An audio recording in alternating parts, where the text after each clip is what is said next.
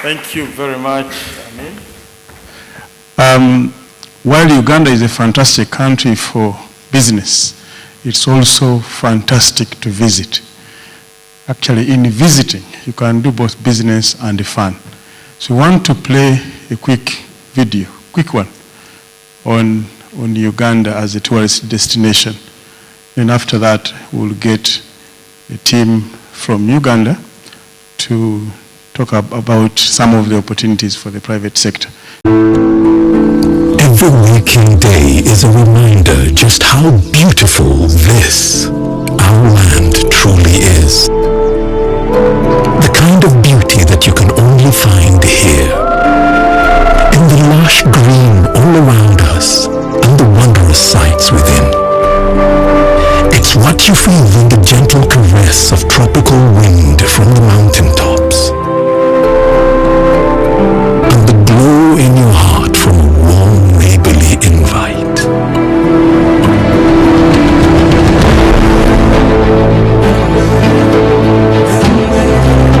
It's in the distinct aroma of our cooking to the taste of food that takes you on a journey. In the sound of homecoming and the sound of Mother Earth. In the magnificence we find on our travels and the exciting moments we experience. Ours is the kind of beauty that comes in all things big and small. All we have to do is awaken our senses and truly enjoy what's uniquely ours.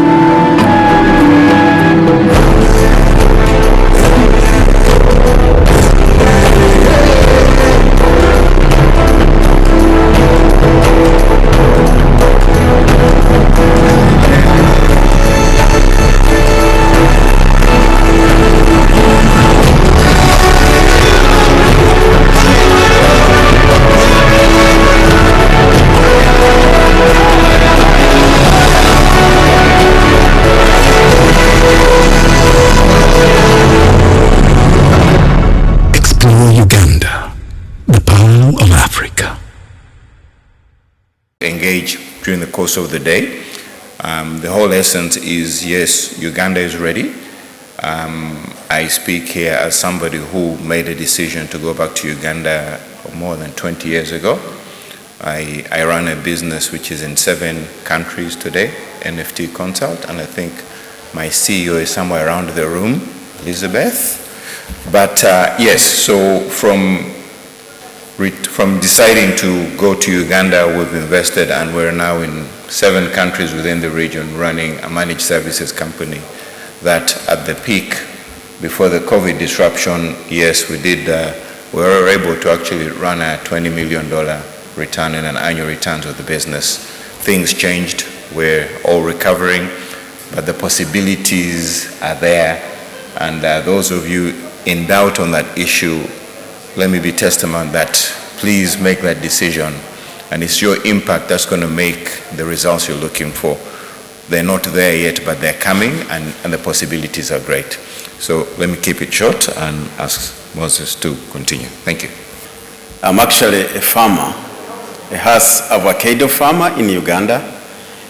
I lead a group called Hass Avocado Uganda.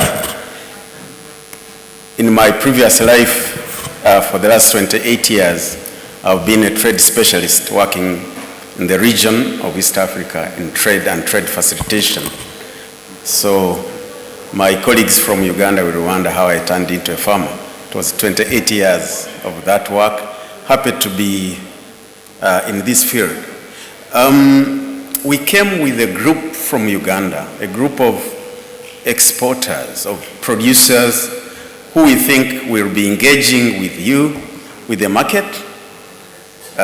We visited one of the markets in London. We got very excellent experience on what is supposed to be done. Kindly allow me to introduce, please stand when I mention your name, Aliyah. Yeah, dealing with horticulture and avocado and all that. Ben, Andre, around? Yeah, he stepped out and is around. Mr. Matovu Andrew, Lynn Benedict, Brenda, leading on Private Sector Foundation, Pippin Kofi, Nelson. They'll be available on the, then Muhammad Huda for flowers, yeah, very good. Yeah, most of them are exhibiting right outside. We shall interact with them. The private sector in Uganda is looking for markets all over the world.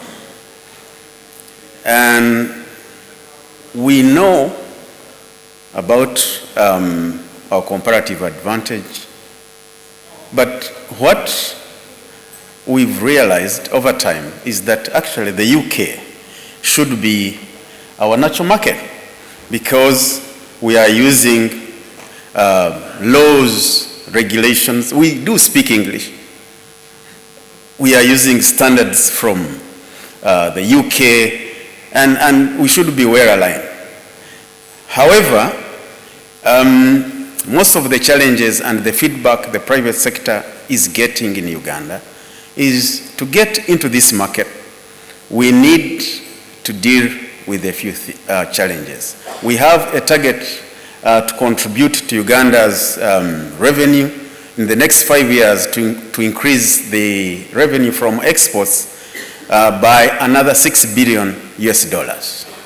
So we've been working on dealing with the challenges, one of them being standards and phytosanitary issues to make sure that the private sector exports actually comply.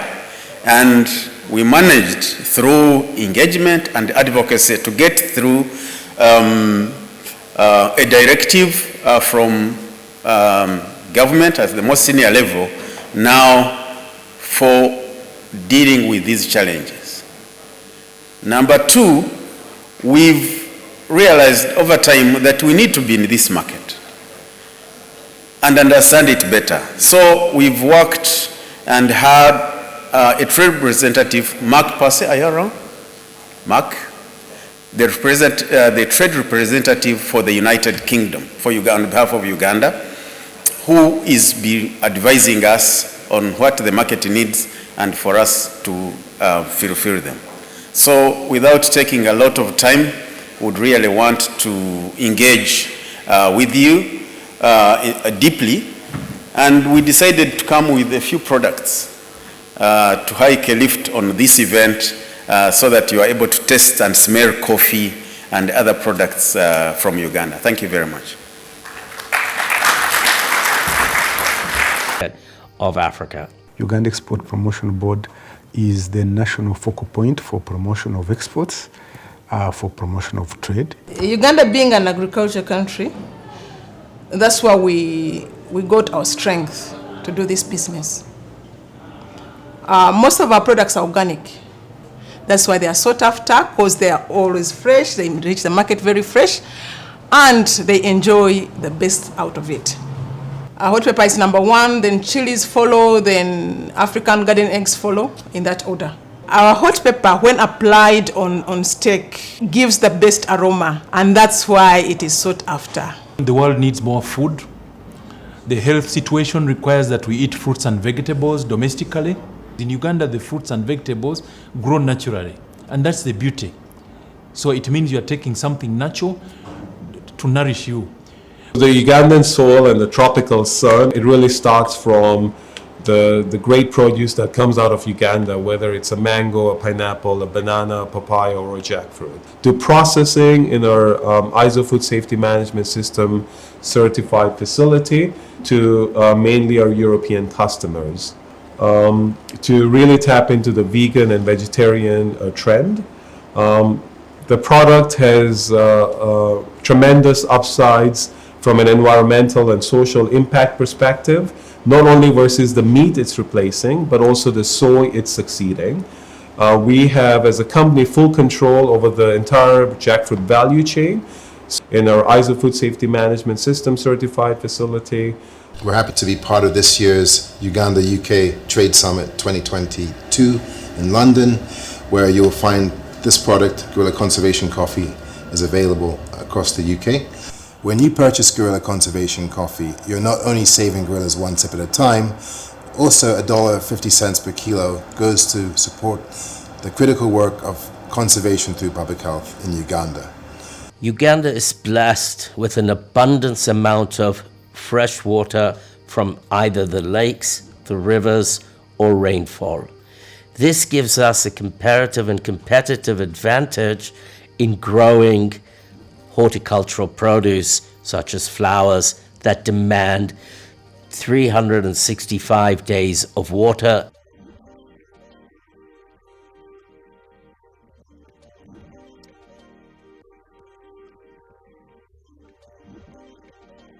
How did we achieve resilience? Through the people. And this is the special combination that makes us above all. In quality, we are looking at the size of the stem.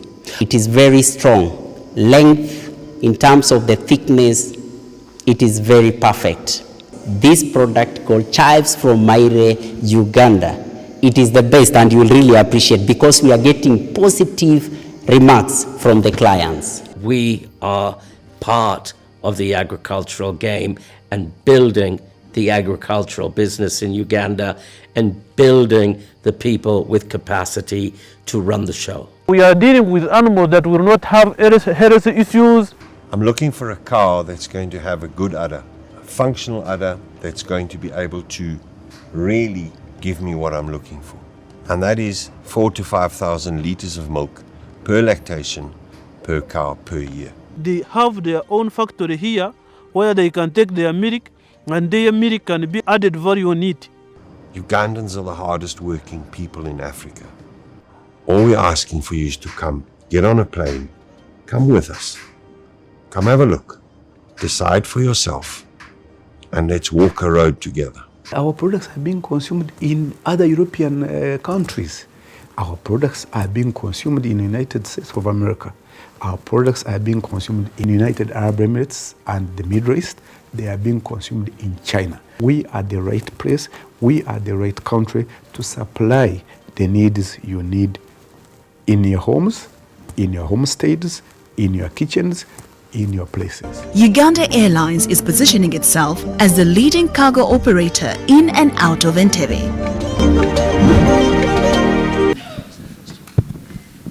Thank you.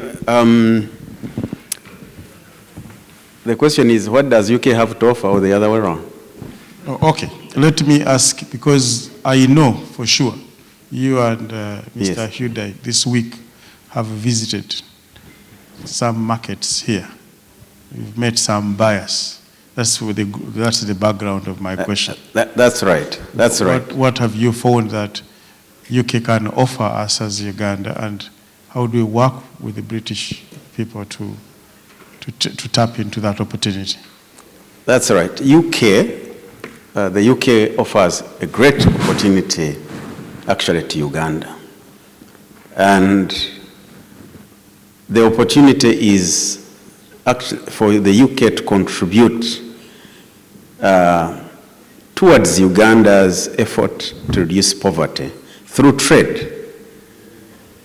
The causative effects of trade, the backward linkages of a UK consumer consuming Ugandan chilies has great impacts for a Ugandan farmer.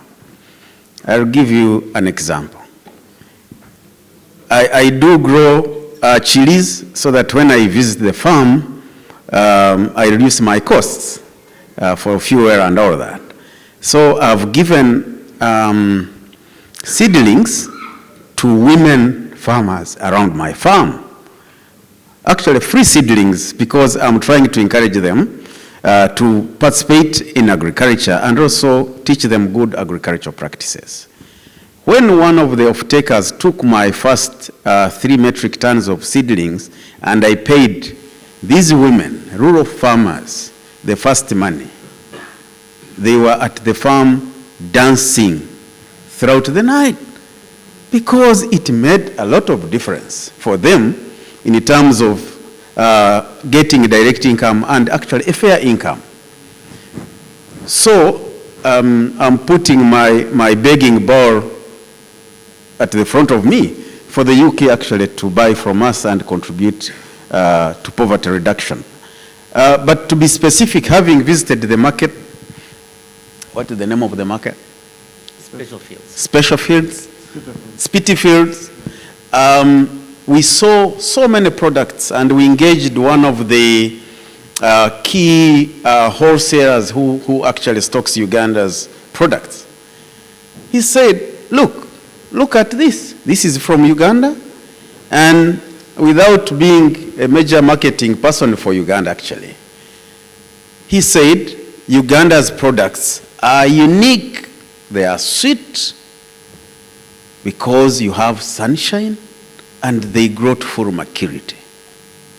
So he cited my favorite, avocados, chilies, we found sugarcane, eggplant, and all that. So the opportunity is immense in terms of the market. And we need now to deal with our major challenges of supply, consistency, and quality. But what I have not yet understood, what I would want to explore more, we came with good people who have specialty coffees. Specialty coffees are coffees that grow at a specific altitude and they have consistency. If it is Arabica, it is 100% Arabica. It is organic, and the people we have around, they carried with them the samples, kindly taste and smell the coffee. We've not yet actually entered this market as Uganda for this coffee. Why? Because of international trading systems, the big boys who participate in the stock exchange, maybe they don't mind of where this coffee comes from. So this specialist coffee actually loses the identity when it gets into the auction market.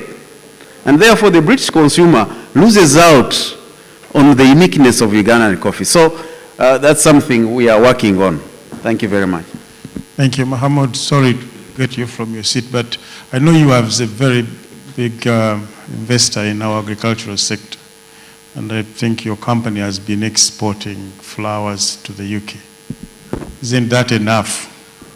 Whatever you have exported, isn't it enough? Why are you here to?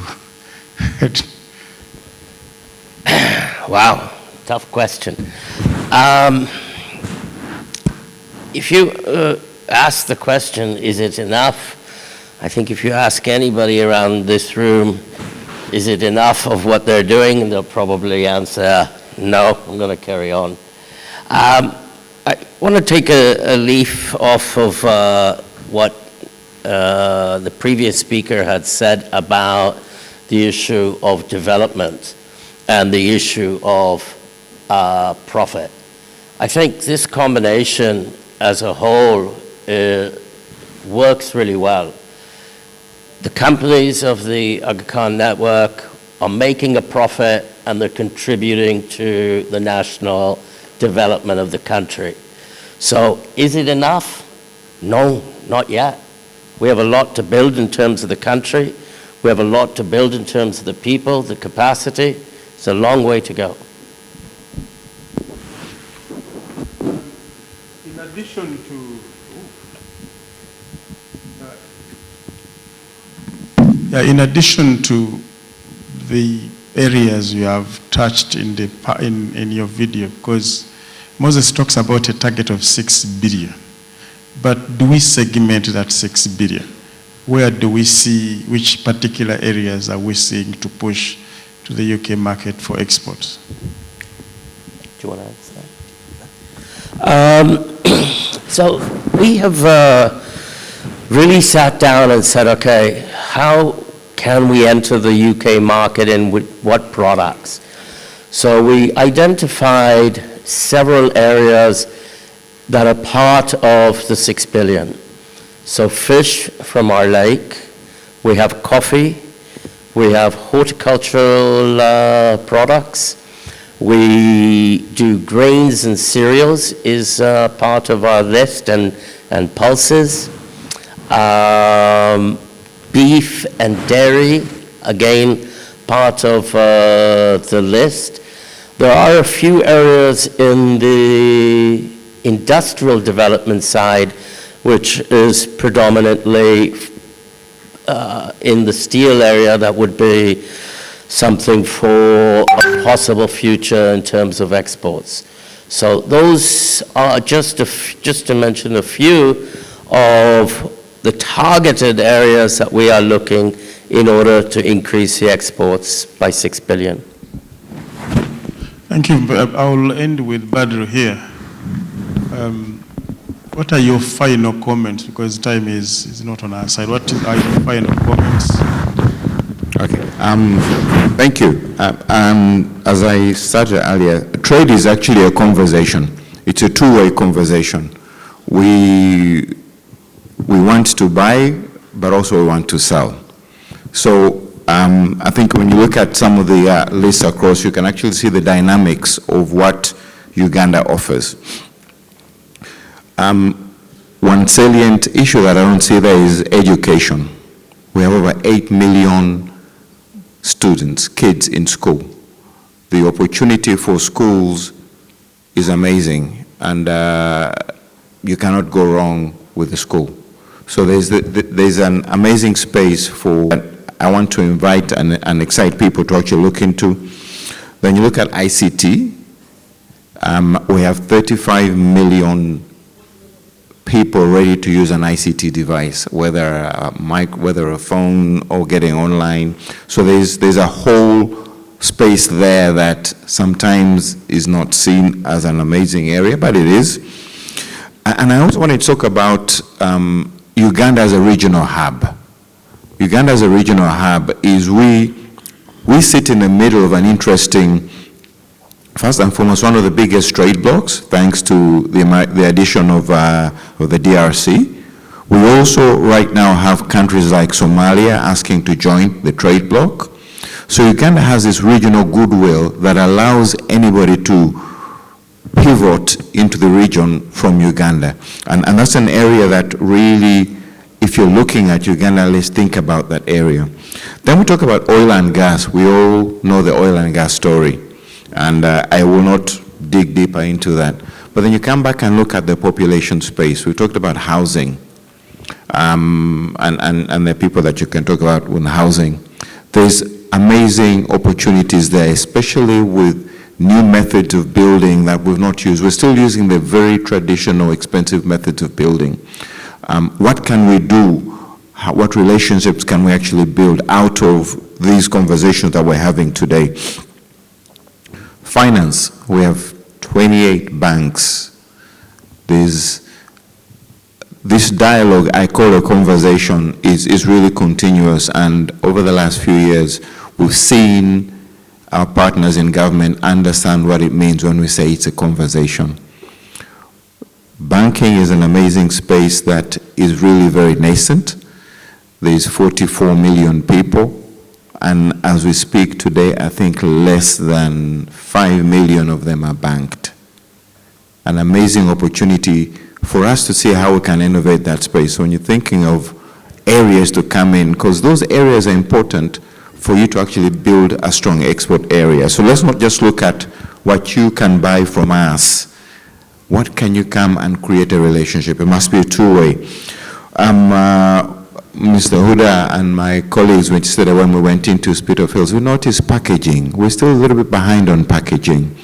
We're talking about local value addition, and the conversation on local value addition is across the board. So we have the product. Who's here? Are you ready to come and help us do the packaging? Everybody talks about the amazing pineapples from Uganda. How well can we package those pineapples and get them to the general market? So those are areas that also we need to think of. There's something that the government is pushing out currently called the parish development model. it's an interesting concept that just needs innovation around it. It allows us to actually create this development seamlessly all the way down to the parish, to the low level. Now, if you're able to get this conversation, whether it's trade, whether it's education, whether it's logistics, to the last level, and then remember, we're not talking about the 44 million in Uganda, we're talking about the 600 million in the partnership, which is the regional market, the East African bloc. Uganda is also home to the biggest refugee community in Africa. It's an open door. But that open door not only brings people, brings a whole lot of value and innovation. We have professors, we have doctors, all coming as refugees. So there's a space there for us to actually look at.